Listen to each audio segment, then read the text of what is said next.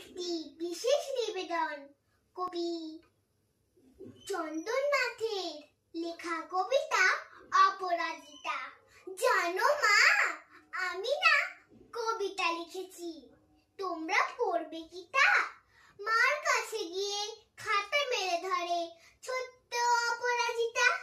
রাগী চোখ মেলে মা তাকে বলে, মাথা কি খারাপ হলো? ছাইপাশ সব না লিখে বরং অঙ্কের খাতা খোলো।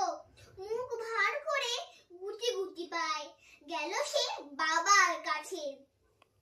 কবিতা লিখেছি ও বাবা, তোমার দেখার সময় আছে?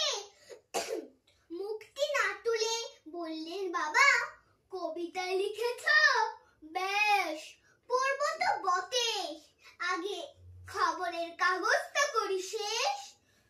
অগত্যা গেল দিদির কাছে, ডাকলো সে, দিদি আয়, দেখ না কেমন ছবিতে এঁকেছি ছোট্ট এই কবিতায়। দিদি দু চোখ টিভির পর্দায় ঝলমলে রোশনাই, বলল, কবিতা তুই লিখেছিস? কবিতা না, ওটা ছাই।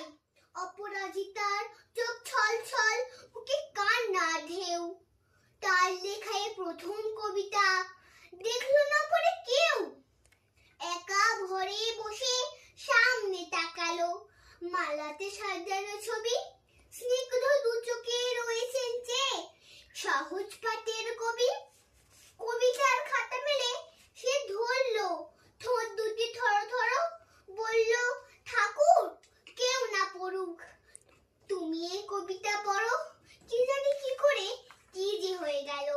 এই কথার সাথে সাথে রবি ঠাকুরের মালা থেকে ফুল ঝরলো সে খাতাটিতে, যেন মনে হলো তার সামনে দাঁড়িয়ে বুঝি রবীন্দ্রনাথ। মাথার উপরে রাখলেন তার আদর মাখানো হাত।